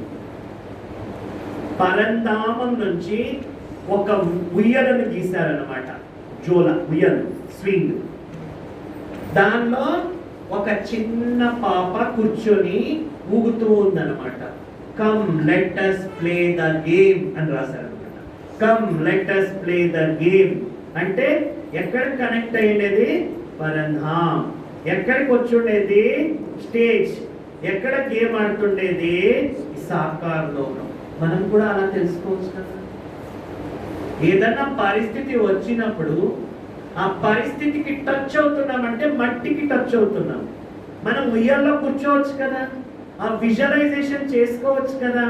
నేను ఆత్మ పరంధామం నుంచి ఒక ఉయ్యలను చూస్తున్నాను. శివ్ బాబా ఆ ఉయ్యలను నా కిందికి వేశారు. నేను ఆత్మ, ఒక పవిత్రమైన ఆత్మ, ఈ శరీరం అనే డ్రెస్ వేసుకొని ఉయ్యలు ఊగుతూ ఉన్నాను. పరిస్థితులు, అన్ని రకాల ఒక సమస్యలు, ప్రకృతి యొక్క ప్రభావము, వ్యక్తుల సంస్కారం నుంచి నేను డిటాచ్గా ఉంటూ ఊగుతూ ఉన్నాను. నేను ఎక్కడా టచ్ కాలేదు. స్థితి అనుభవం చేయండి. ఎంత నిశ్చింతత ఫీల్ అవుతుంది లోపల చూడండి. అందుకనే బాబా ఏమంటాడు, ఈ డ్రామాని మీరు ఒక నాటకంగా చూడాలి. ఇది రియల్ కాదు. అలానే డ్రామా అనేది ఒక స్వప్నం. ఒక మురళిలో బాబా చెప్తుంటాడు, ఏ డ్రామా స్వప్న రత్ హై అంట. స్వప్న రత్ అంటే ఎక్కడ కూడా ఈ డ్రామా రియల్ కాదు, మీరు అనుకున్నది కాదు. ఏంటారు కదా, నేను కల్లో ఏదో ఒక యాక్సిడెంట్లో చనిపోయాను అంటే భయపడి లేస్తారు. ఓహో ఇది కళ అనుకొని మర్చిపోతారు కదా. కళలకి వాల్యూ ఎవరు ఇవ్వరు కదా. కళలు అంటే, స్వప్నము అంటే అందరికీ కూడా ఏమనిపిస్తుంది, అంత దాని ఎఫెక్ట్ ఫీల్ కాదు. అలానే మనకి ఎవరన్నా మన జీవిత కాలంలో మోసం చేస్తుంటే, మనకు బాధ పెట్టుంటే, మనకి ఎన్నో రకాలలో మనకు పరిస్థితులు రావడానికి నిమిత్తం అయి ఉంటే, మనకు అపనిందనలు వేసి ఉంటే, మనందరినీ చూసినా కూడా మనం ఏమనుకోవాలి, ఆ మాటల్ని తాజాగా పెట్టుకోరాదు. కొంతమంది సంవత్సరాలు దాటినా కూడా ఆ విషయాన్ని తాజాగా పెట్టుకుంటారు. ఒక నిజమైన సంగతి, ఒక ఇద్దరు ఫ్రెండ్స్ ఉండేవారు, ఇద్దరు అక్కయ్యలు. ఒక ఫ్రెండ్ ఏమో అమెరికాలో ఉంది, ఒక ఫ్రెండ్ ఏమో ఇండియాలో ఉంది. రోజు కూడా వాళ్ళిద్దరూ ఈమెయిల్లో ఒకరికొకరు మాట్లాడుకునేవారు. ఆ ఈమెయిల్లో కోడలేమో ఎప్పుడూ అత్తగారి గురించి నెగిటివ్ రాసి పంపించేది. ఇండియాలో ఉండేటువంటి ఫ్రెండ్ ఏమో అన్ని చదివి ఒక రోజు అడిగింది, అవును నువ్వు ఫారిన్లో ఉన్నావు, మీ అత్తగారు ఎక్కడుంది అంటే, చనిపోయి 5 సంవత్సరాలు. 5 సంవత్సరాలు చనిపోయినా కూడా ఇంకా ఆమె పరంగా విషయాలని అలా తాజాగా పెట్టుకుని మీ మనసులో చింతన చేస్తూ అందరికీ ప్రసాదం లాగా పంచుతున్నామంటే, ఇంకా మీ లోపల ఎంత రాంగ్ సంస్కారం ఉంటుంది. అవన్నీ మర్చిపోవాలంటే ఏం తెలుసుకోవాలా? డ్రామా ఈజ్ డ్రీమ్, స్వప్నం.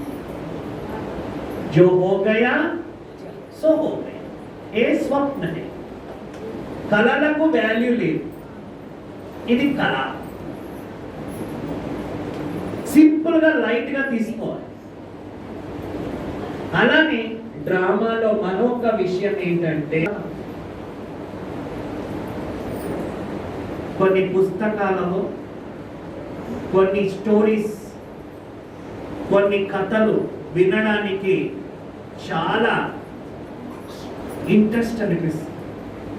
ఈ డ్రామాని మనం ఒక పుస్తకం లాగా చూడాలి. ఈ డ్రామా నాకు ఏదో నేర్పేకొచ్చుంది, ఈ డ్రామాలో నాకు ఏదో ఒక స్టోరీ నాకు అర్థమయ్యేలాగా చేసేందుకు వచ్చింది, నా జీవితాన్ని ఒక స్టోరీగా మార్చి ఎంతో మందికి ఉపయోగమయ్యేలాగా చేయడానికి వచ్చింది. ఈ డ్రామాని ఒక బుక్ లాగా చూడండి. ఎలా ఒక్కొక్క బుక్ లో రహస్యమైన విషయాలని చదివి తెలుసుకుంటారో, ఈ డ్రామా అనే బుక్ లో మనం కూడా మనకొచ్చే పరిస్థితులని ఒక రహస్యం లాగా చూడాలి, ఇంట్రెస్టింగ్ గా చూడాలి. అప్పుడే ఈ డ్రామాని మనం మంచిగా గ్రహించగలుగుతాం. లేకపోతే శబ్దార్థం మాత్రం మన దగ్గర మిగిలి ఉంటుంది, దాని గాఢార్థం మనకి అర్థం కాదు. అలానే డ్రామా అంటే ఒక స్టోరీ. కథ వినడానికి అందరికీ నచ్చుతుంది. ఈ డ్రామాలో ఒక స్టోరీ. బాబా మనకి 84 జన్మల స్టోరీ, 5000 సంవత్సరాల స్టోరీ ప్రతిరోజు చెప్తున్నారు. శివబాబా కన్నా మంచి డివైన్ స్టోరీ టెల్లర్ ఎవరు లేదు. ప్రతిరోజు మురళిలో మంచి మంచి డైలాగులు, మంచి మంచి పాటలు, మంచి మంచి విషయాలు చెప్తున్నారు. ఒక్కొక్కప్పుడు బాబా మనకి ఇలా ఉంటుందంటాడు, ఒక్కొక్కప్పుడు అలా అవుతుందంటాడు, ఒక్కొక్కప్పుడు మీ శత్రు ఇది అంటాడు, ఒక్కొక్కప్పుడు పిల్లలు ఇది డ్రామా, దీని గురించి బాధపడద్దు అంటాడు. ఇవన్నీ కూడా మన జీవితంలో ఒక కథగా చెప్పడానికి వచ్చు. కొంతమంది స్టోరీ మంచిగా రాస్తే వాళ్ళకి అవార్డు ఇస్తారన్నమాట. తెలుసు కదా మీకు, బెస్ట్ స్టోరీ టెల్లర్ అని అవార్డు ఇస్తారు. కొంతమందికి బెస్ట్ డైలాగ్ రైటర్ అని ఇస్తారు, కొంతమందికి బెస్ట్ స్క్రిప్ట్ రైటర్ అని చెప్పి ఇస్తారు. మరి నా ఒక జీవితంలో నా స్టోరీ ఎలాగా నేను మార్చుకుంటున్నాను. ప్రతిరోజు కూడా బాబా మనకి మురళి అనేటువంటి స్క్రిప్ట్ని ఇచ్చేసి మన స్టోరీని మనమే క్రియేట్ చేసుకోవాలి, మన డ్రామాని మనమే యాక్ట్ చేయాలా, అలా మన చేతికి స్క్రిప్ట్ ఇస్తున్నాడు అన్నమాట. ఒక డైరెక్టర్ ఏం చేస్తాడు, ఒక యాక్టర్కి నువ్వు ఇది పార్ట్ చేయాలని ఇచ్చేస్తారు కదా స్క్రిప్ట్. వాళ్ళు చదివి దానిపైన వాళ్ళు ఇన్వాల్వ్ అయ్యి వాళ్ళ ఒక్క ప్రతిభని చూపిస్తారు. మరి బాబా కూడా మనకి ఏం చేస్తున్నారు, అందరికీ ఒకే మురళి చెప్తున్నారు, అందరూ ఒకే మురళి వింటున్నారు, కానీ అందరూ ఎందుకు ఒకే రకంగా అభినయం చేయడం లేదు? ఎందుకు అభినయం చేయడం లేదు? ఎవరెవరు వాళ్ళ పాత్ర యొక్క గొప్పతనము ఎంత తెలుసుకుని ఉంటారో అంత బాగా అభినయం చేయగలుగుతారు. ఈ డ్రామా ఒక స్టోరీ. ఈ స్టోరీని మనం అర్థం చేసుకోవాలి. ఈ స్టోరీని మనం అర్థం చేసుకుంటే మాత్రమే ఆ డ్రామా యొక్క విషయాలు మన లోపలికి ధారణ అవుతుంది. అప్పుడు లోపల మనకి ఏ రకమైనటువంటి క్వశ్చన్స్ రాదు, నెగటివ్స్ రాదు. అలానే ఈ డ్రామా అనేది ఒక చక్రం. ఈ చక్రము ఈ రోజు ఉండే సీన్ రేపు ఉంటుంది అని చెప్పలేము, రేపు వచ్చే సీన్ ఎల్లుండి వస్తుంది అని చెప్పలేము, నిన్న అయిపోయిన సీన్ మళ్ళీ ఈ రోజు వస్తుందని చెప్పలేము. కానీ ఒక సీన్ రిపీట్ అవ్వడానికి 5000 సంవత్సరాలు పడతారు. అవునా కాదా? ఇది చక్రం. ఒక వాక్యం ఉంది, ఆ వాక్యం చదివితే దుఃఖంలో ఉండే వాళ్ళు సుఖంలో వస్తారు, సుఖంలో వచ్చే వాళ్ళు దుఃఖంలో వస్తారు. తెలుసా మీకు ఆ వాక్యం? ఒక లైన్ ఆఫ్ వాక్యం ఉంది, ఏ దిన్ భీ బీత్ జాయేగా. ఈ రోజు కూడా, ఈ రకమైన రోజు కూడా మారిపోతుంది. సుఖంగా ఉండే వాళ్ళకి ఈ దినం కూడా వెళ్ళిపోతుంది అంటే దుఃఖంలో వస్తారట. దుఃఖంలో ఉండే వాళ్ళు ఇలాంటి రోజు కూడా మారిపోతుంది అంటే సుఖంలో వస్తారట. ఆ లైన్ అంటే ఈ డ్రామాని ఒక చక్రం. ఇది దుఃఖ సుఖ కా ఖేల్. ఈ డ్రామా పేరేంటి చెప్పండి? ఎవరన్నా అడిగారు డ్రామా అంటే? ఈ డ్రామా పేరు చెప్పండి. డ్రామాకు ఒక పేరు వద్దా? ఏ పేరు? దుఃఖ సుఖ కా కేల్. మరి ఇలాంటి కేల్ని మనము సంగమ యుగంలో ఆడుతూ ఉండాలి, ఎంజాయ్ చేస్తూ ఉండాలి అంటే దీనికి ఒక గజ్జలు కట్టుకోవాలి.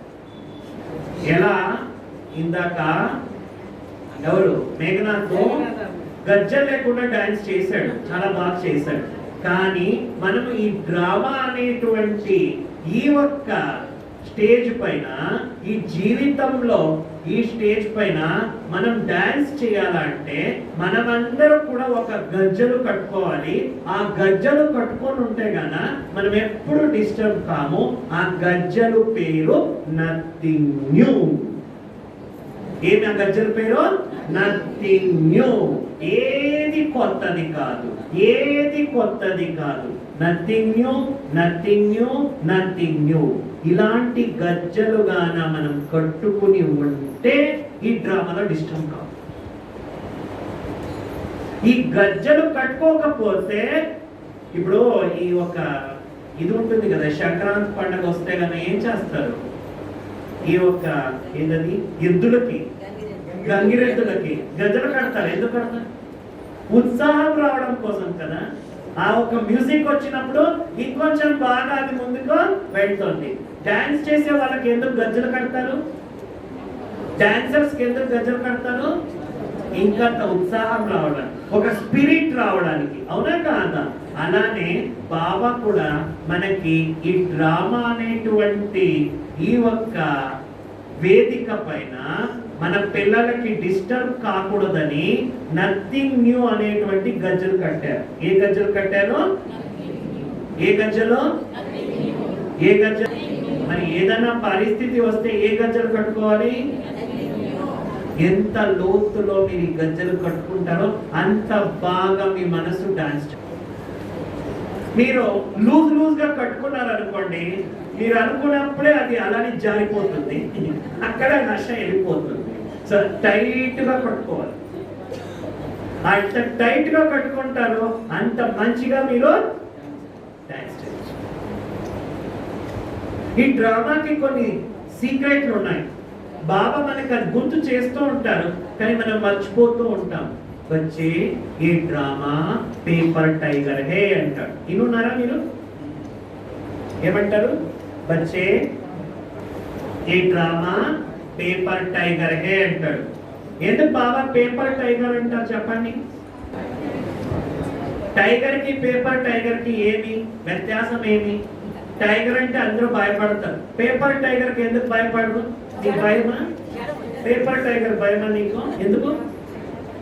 ఎందుకు? దానికి ఏం లేదు.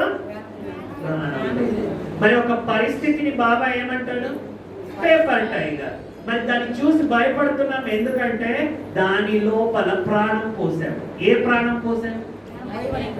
భయం అనే ప్రాణం, చింత అనే ప్రాణం, దుఃఖం అనే ప్రాణం, టెన్షన్ అనే ప్రాణం, వేదన అనే ప్రాణం. ఇవన్నీ పోసినప్పుడు దానికి కూడా పవర్ వచ్చేస్తుంది. అందుకే బాబా ఏమంటారు? ఏ పరిస్థితి హే ఏ పేపర్ టైగర్ హే. అలానే బాబా చెప్తుంటాడు ఏ కార్టూన్ షో హే. కార్టూన్ షో అంటే ఏంటి? బొమ్మలాట. మీరు చూసుంటారు గతంలో టీవీలో ఎక్కువ వచ్చేది కార్టూన్ షోలు. ఇప్పుడు తగ్గిపోయింది, ఇప్పుడు పిల్లల జనరేషన్ వేరే అయిపోయింది. అవునా? మిక్కీ మౌస్లు, కార్టూన్ షోలు, మిక్కీ డొనాల్డ్, అదేదేదో వచ్చేదన్నమాట. అది ఒక పిల్లి, ఒక ఎలక, ఒక కుక్క, అవన్నీ కూడా చూపించి వెళ్ళేది. అందరూ పిల్లలు దాన్ని చూసి ఎంజాయ్ చేసేవాళ్ళు. ఎవరైనా టీవీ ముందు వస్తే కన్నా వాళ్ళ ముఖమే ఒక రకంగా చేంజ్ అయిపోయింది, ఎందుకంటే వాళ్ళు దాంతో అంత ఇన్వాల్వ్ అయిపోయేవాళ్ళు. అలానే బాబా కూడా ఏమంటాడు? డ్రామాలో కొంతమంది మీ జీవితంలో వెరైటీ రూపాలలో వస్తారు. కొంతమంది పిల్లిలాగా వస్తారు, కొంతమంది ఎలకలాగా వస్తారు, కొంతమంది కుక్కలాగా వస్తారు, కొంతమంది టైగర్ లాగా వస్తారు. మీరు వాళ్ళని ఎలా చూడాలి? Cartoon show. అలానే ఈ డ్రామాలో బాబా చెప్తూ ఉంటారు, పిల్లలు ఈ డ్రామా అనేది ఒక సమస్యగా చూడదు. అందుకే మనం ఈరోజు ఈ సమస్యని ఒక రూపం మారుస్తాం. సమస్యకు సమస్య नहीं देखो, समस्या को समोसा बनाओ. సమస్య को क्या बनाना है? సమోసా. సమోసాను చూస్తే ఎవరికైనా భయం అవుతుందా? సమస్యను చూస్తే అందరూ ఏం చేస్తారు? తిని ఎంజాయ్ చేస్తారు. అలానే మనం కూడా ఏం చేయాలి? నాకు ఒక సమస్య వచ్చింది అంటే అది సమస్య కాదు, అది సమోసాగా మార్చేయండి. ఎప్పుడు సమోసాగా మారుస్తారో అప్పుడు ఆ సమోసా తినేస్తారు, అంటే ఎంజాయ్ చేస్తారు, కానీ దాన్ని చూసి భయపడరు. ఈ డ్రామా ఒక టచ్ స్టోన్ లాంటిది అంటారు. ఇలా ఏదైనా ఒక స్టోన్ తీసుకొని అది సత్యంగా ఉందా లేదా అని పరీక్షించడానికి ఈ ఒక సాలికులు ఏం చేస్తారు? ఇలా బంగారం తీసుకుని గీసి పరీక్ష చేస్తారు కదా. అలా ఈ పరిస్థితులు, నువ్వు ఎంత స్ట్రాంగ్, టైటిల్ ఏమో చెప్తున్నావు మాస్టర్ సర్వశక్తివాన్, టైటిల్ ఏమో ప్రాక్టీస్ చేస్తున్నావు మాస్టర్ విశ్వ కళ్యాణకారి, మరి దాన్ని గీయడానికి రావాలి కదా. అది వచ్చి మనకి కొద్దిగా అలా టెస్ట్ స్టోన్, టచ్ స్టోన్ అంటారు అనమాట. ఆ రకంగా అది మనల్ని టచ్ స్టోన్ చేస్తుంది. అలా మనల్ని నిరూపిస్తుంది అనమాట. మనం శక్తిశాలి అయ్యున్నామా లేదా అని నిరూపించడానికి ఈ పరీక్ష వచ్చింది. ఇలా వెరైటీ రూపాలలో మనం చూడాలి. ఒక డ్రామాని బాబా ఒకసారి చెప్తారు, సమస్యని మౌంటైన్ గా చూస్తున్నారు. ఆ మౌంటైన్ ని చూస్తూ మీరు మౌంటైన్ నే చూసుకుని ఉండద్దు, మౌంటైన్ పైన ఎక్కండి. ఇప్పుడు ఒక కొండ ఉంది అనుకోండి, ఆ కొండని మీరు చూసుకుని ఉంటే కన్నా అబ్బో ఎంత పెద్ద కొండ అనిపిస్తుంది. ఆ కొండ ఎక్కేసి దాని పైన నిలబడితే అరే నేను కొండ కింద పైన ఉన్నాను, నా కాలు కింద కొండ ఉంది అనేది వస్తుంది. అవునా కాదా? అలా పరిస్థితులని మనం కొండగా చూసే కన్నా కొండ పైన ఎక్కి చూసామంటే ఆ పరిస్థితి మనకి డౌన్ అనిపిస్తుంది, మన స్వస్థితి మనకి పైన ఉంది అనిపిస్తుంది. మరి ఇలాంటి డ్రామా 5000 సంవత్సరాల ఈ డ్రామా ఎవరెవరికి నచ్చింది చేతులెత్తండి, ఫోటో తీయండి. మన క్వశ్చన్ రాకూడదు, బాబా దగ్గర కంప్లైంట్స్ ఇవ్వకూడదు ఎవరు కూడా. నాకెందుకు ఇలా డ్రామా చేశావు, నాకెందుకు ఇలాంటి పాత్రని ఇచ్చావు, నాకెందుకు ఇలాంటి ప్రాబ్లం ఇచ్చావు.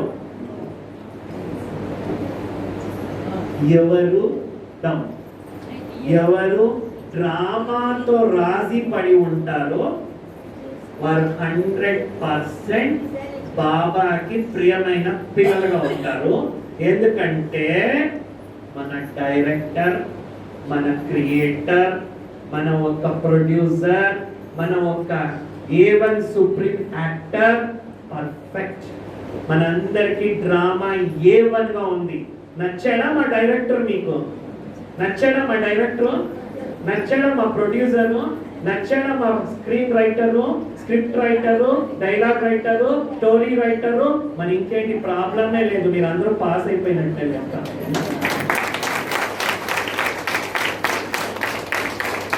ఒకసారి బాబా చెప్తూ ఉంటారు, కొంతమంది పిల్లలు చెప్తారంట, నా డ్రామా మంచిగా ఉంది, నా డ్రామా మంచిగా ఉంది, కానీ మీ పిల్లలతోనే కొద్దిగా ప్రాబ్లం అంటారు. బాబా నువ్వైతే నాకు నచ్చావు, కానీ నీ పిల్లలు నా చూడు ఖతర్నాక్ హే, డేంజర్ హే అంటారు. అందుకే నాకు చెప్పద్దు, నేను నచ్చానంటే నీకు నా పిల్లలు కూడా నచ్చాల్సి ఉంది. ఎవరన్నా మీకు పక్కింటి వాళ్ళు వచ్చేసి నాకు మీరంటే చాలా ప్రేమ ఇష్టం, కాకపోతే మీ పిల్లలంటే నాకు పట్టదంటే కోమా బయట పట్టుకుంటాను, అవునా కదా? అలా బాబా కూడా ఏమంటాడు, మీకు నేను నచ్చానంటే నా పిల్లలు నచ్చాలి నీకు. ఎందుకంటే నా పిల్లలు ఎలా ఉన్నారనేది నాకే నచ్చారన్నప్పుడు నీకెందుకు నచ్చడం లేదు? నీకు నా పైన ఎంత ప్రేమ ఉందో, డ్రామా పైన ఎంత ప్రేమ ఉందో, నేను సెలెక్ట్ చేసిన పిల్లల పైన అంతే ప్రేమ ఉండాలి. అప్పుడు డ్రామా A1. ఈ అన్నయ్యకి ఏంటి ఇంత కోపం, ఈ అన్నయ్య ఏంటి ఇలా? బాబా ఇలాంటి వాళ్ళనంతా నువ్వు సెంటర్లో ఇన్ఛార్జ్ చేసేవా? ఇలాంటి వాళ్ళ ఉండేది. ఇవన్నీ క్వశ్చన్ మార్క్స్ రాకూడదు. ఎందుకంటే బాబా ఒక్క జన్మం చూసి వాళ్ళకి సెలెక్ట్ చేసి ఉంటాడు. గత జన్మల అన్నిటి ఒక్క అవగాహనతో బాబా సెలెక్ట్ చేసి ఉంటారు. మనము ఇప్పుడు ఆత్మ వేసుకున్న డ్రెస్సు, ఇప్పుడు ఆత్మ అభినయించేటువంటి పాత్రాన్ని చూసి ఈ డ్రామాని డిసైడ్ చేస్తాం. కానీ బాబా ఏమంటాడు, ఏ డ్రామా వండర్ఫుల్ హై, ఏ డ్రామా నథింగ్ న్యూ హై, ఏ డ్రామా భగవాన్ కో పసంద్ హై. ఎవరికి నచ్చింది డ్రామా? భగవంతుడికి నచ్చింది. భగవంతుడికి ఇష్టమైన డ్రామా మనకెందుకు ఇష్టం కాదు? ఎందుకు? భగవంతునికి డ్రామా ఇలా ఉండేది ఇష్టము అన్నప్పుడు మనకెందుకు ఇష్టం కాదు? Question mark. ఎందుకు? బాబాకి ఈ డ్రామా ఇష్టం, మనకెందుకు ఇష్టం కాదు? ఎందుకంటే మనం స్వార్థపరంగా యోచన చేస్తున్నాం. ఎందుకంటే మనము ఏకకాలదర్శిగా యోచన చేస్తున్నాము.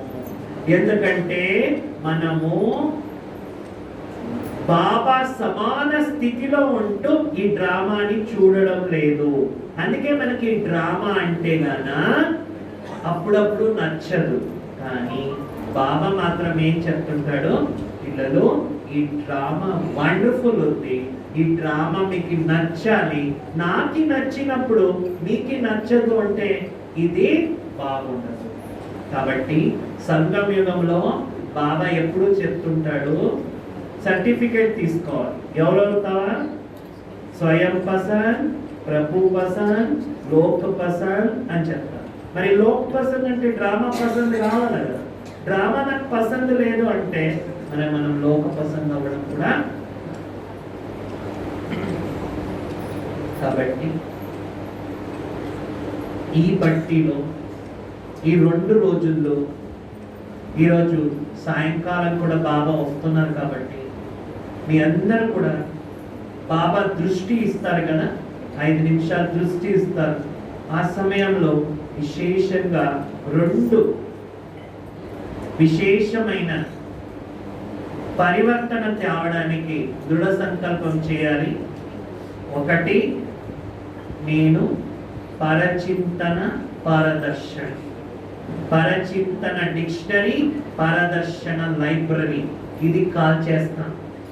రెండోది, డ్రామా అనేటువంటి ఈ ఒక 12 భుజాలని నేను ఎప్పుడు కూడా నేను ఆత్మ కట్టుకుని ఉంటాను.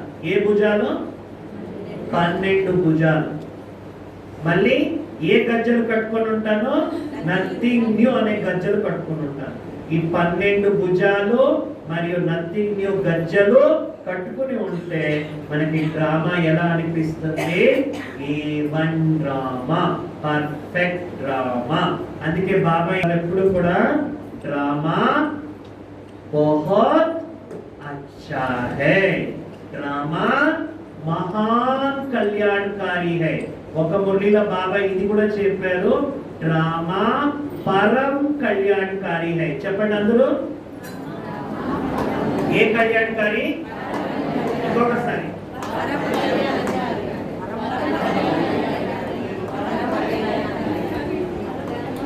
ఉట్టి కళ్యాణకారి కాదు, పరమ కళ్యాణకారి. ఎందుకు పరమ కళ్యాణకారి?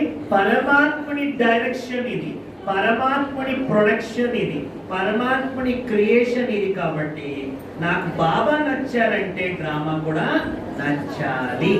నచ్చదు అంటే ఏం చేయలేము, ఇది ఫిక్స్డ్.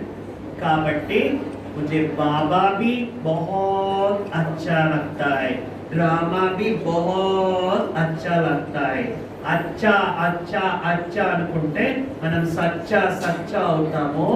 లేకపోతే ఇచ్చా ఇచ్చా ఇచ్చా అంటే తుచ్చా తుచ్చా తుచ్చా అయిపోతాము. మరి కచ్చా కచ్చా కచ్చాగా మిగిలిపోతాం. కాబట్టి అచ్చా పట్టుకోండి, ఇచ్చా వదిలేయండి, కచ్చా వదిలేయండి, తుచ్చా వదిలేయండి, సచ్చా అయిపోండి. ఓం శాంతి.